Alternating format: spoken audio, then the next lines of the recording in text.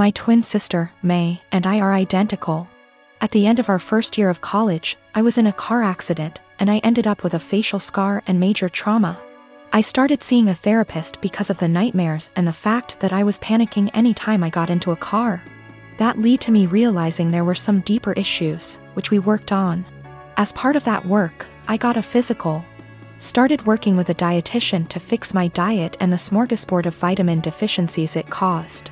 I started working out, strength training 3 days and sprints or HIIT on 3 with our older sis. By the end of our first year of college, we had each gained about 30 pounds. By the end of the next year, I had lost half of it, but I was smaller at 134 pounds than my previous 120 because of the muscle mass. And that's been my size for the past half-decade. I found a new beautician, and she gave me long layers to make my natural curls be curls instead of waves of frizz. I always wanted but that my old one said would look bad and refused. I stopped bleaching it and let it go its natural dark blonde / light brown. I stopped spray tanning. Again, that's been my look for the past 5 years. I live in a rural area, and the internet isn't great. Things like FaceTime just aren't options, and I can't post a lot of pics on social media /see of it. This is relevant because a big issue is that May didn't see me over the quarantine. We talked on the phone a couple times a week, but it mostly revolved around her wedding planning. She got engaged before the Rona put us on lockdown. I wasn't her mo, so mostly I was being told decisions, not involved in the process. When it came to the bridesmaids' dresses, May sent our sister, Sil, and me a link and told us to get it in our size. Same with hair and makeup, but we had to arrange for a beautician because May's wouldn't do more than 4. And she wanted her friends at the appointment with her. Except she didn't do a bachelorette party with us, she did with her friends, or rehearsal dinner. So May didn't see any of us until the start of the wedding. She was livid. Apparently, she thought we would have stopped working out because of the Rona, even though we did it at home. Or that we would have stopped when she announced her engagement, so we didn't upstage her. She was mad because I didn't try to hide my scar and didn't tan, thought it would be implied. She made several snide remarks before throwing a drunk temper tantrum at the reception, basically accusing the 3 of us. But me ESP of trying to upstage her. I don't have that excuse /C I was a DD so sober, but I, quite famously, have a low tolerance for angry or crying drunks. I told her, if you're so insecure, you should have got off your ass instead of expecting us to lay on ours to make yours look better. It only got worse. Our family is on my side /C I didn't start it or do anything. But his family and her friends are giving me shit. I am 20 female, have recently moved out of my mother's house for college. I enrolled in scholarship. The other night, my mother wanted her, my younger brother, and I to have dinner together. It's been a while since we've spoken, and I'm afraid this might happen again. We were having a nice night, the dinner was delicious, and honestly, we were all having a good time. Eventually, we got onto the topic of how things were when I was younger. I made the comment on how her behavior when I was younger made me feel like I missed out on a lot of things as a child. She disagrees, and tells me that I'm being dramatic, and that my childhood was perfect. Quote, I was lucky to have a mom who cared as much as she did. My mother gave birth to me when she was 18. My father walked out when I was young, due to a personal conflict between the two. So, she raised me on her own until I was 7. She met a guy, and they ended up having a kid together, my younger brother. He was a golden child to my mom. His father was only a temporary item, as he left as well, soon after. Although the father of my brother was still visible in his life, I didn't have anyone to look up to as a father figure. Eventually, my mom went through a phase of depression after they separated. She started to care less and less about her children, and more about her parties and men she wanted to sleep with. It ended up getting so bad that by the time I was 10, I was a full-time caretaker of my younger brother. With the exceptions of the weekends he was with his father. I started to cook, clean, do everyone's laundry, and take care of everything outside of the boundaries of my home. From ages 13 to 15 I began missing out and losing good friends because I wasn't able to participate in any activity related to anyone else. I didn't get a car or a phone until I was 18, and even then I wasn't allowed to leave my house. I graduated senior year with flying colors and ended up getting a scholarship to a really good college. I took this opportunity not only to focus on myself, but to also help my mother realize that I was not going to be around forever.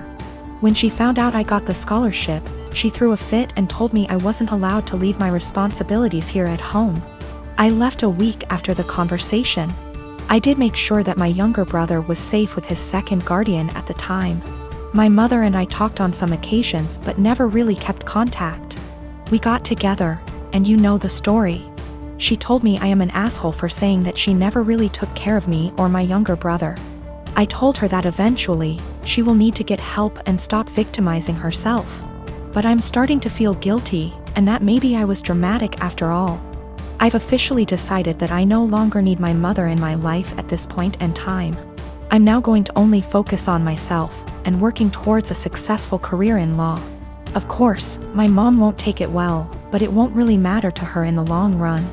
Her children never really mattered to her. I'm going to stay in contact with my younger brother, though. I'm going to make sure that he doesn't possibly go through the same amount of trauma I did.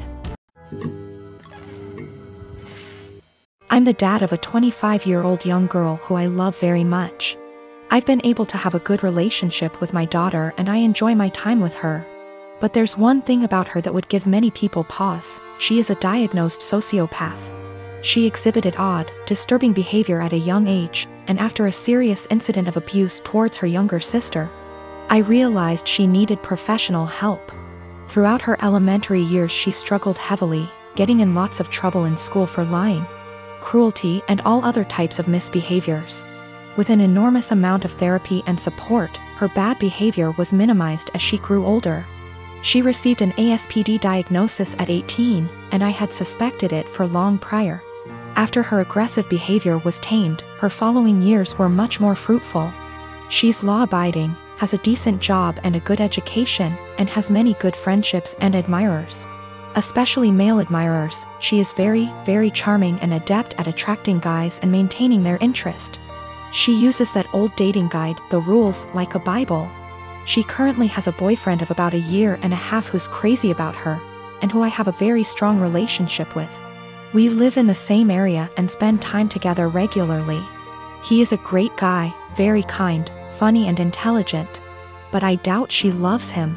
We've had some very honest, in-depth discussions about her mental health since her diagnosis. And she's been open with me that she doesn't feel love or empathy towards anyone, even family. When she acted very sad and broken up over the death of one of her closest friends at the funeral, she confessed to me privately that it was all a put-on, and that she felt pretty neutral about the whole thing. She has also stated she has never once felt guilty about anything she's ever done, and doesn't know what guilt feels like. While she enjoys being around her boyfriend and is sexually attracted to him, I highly doubt she feels much of anything towards him love-wise. Her boyfriend, who might propose soon, has no idea about her diagnosis. And she's been very upfront with me that she has no plans to ever tell him, thinking it'll scare him away. I've made it clear to her that she needs to tell him the truth before they marry. That he has the right to know and consider it, or I will, to which she always responds, "I know you wouldn't dare." I really like and respect this young man, and would feel awful keeping this secret from him, and letting him walk into a marriage without this piece of knowledge. I'm not trying to sabotage my daughter's future. Maybe her boyfriend's love of her personality and other aspects is enough that it won't end the relationship. It's his decision to make, but he deserves all the facts. Someday he's bound to find out she's a bit off. It can't be kept a secret forever. I met my friend Chuck about 1.5 years ago. We were both part of an online local group for single parents, and eventually met offline with other group parents. I have known Britt since high school. Chuck's wife died of childbirth complications the day their daughter was born, more than 2 years ago. Britt is a few months out of a 9-year relationship. Both of them have expressed wanting to meet other people. And I thought they'd be good for each other because of common interests, and we all have kids of similar ages. 2 days before Christmas, Chuck and Britt went out on their first date. I kept Chuck's daughter at my house so the two could have some more time together without him having to worry about the baby. The plan was for her to spend the night. She's done it before and gets along great with my 3-year-old girl. but Chuck knocked on my door at 11 p.m. to get his daughter. He barely said a word to me and I could tell he had been crying, but he wouldn't tell me what was wrong. The next day, I asked Britt what happened. She said that they had dinner and a couple drinks, things were going excellent. She said she felt like they had great chemistry and were even getting physical at his house. But he suddenly told her to stop and to leave immediately. She swears that she has no idea what she did wrong and is really hurt by the whole thing. I believe her because she is really sweet and social. I've never seen her do anything to piss anyone off. I tried to talk to Chuck at the same time to get his side of the story and see what went wrong. All he said that he wasn't feeling it and didn't want to discuss it further. I didn't push it, but when I went to wish him a Merry Christmas a day later, I saw he had deleted me from his social media. I texted it to him instead and asked, "You okay?" But no response. I am seriously hurt and don't know what to do. Chuck has become one of my closest friends, and our daughters are the best of friends too. I am really worried that this has something to do with his wife. And I want to apologize if he felt like I was pressuring him to date after her death. At the same time, I don't want to overstep boundaries and bother him when he's having a hard time. It's been over a week and I'm worried / upset.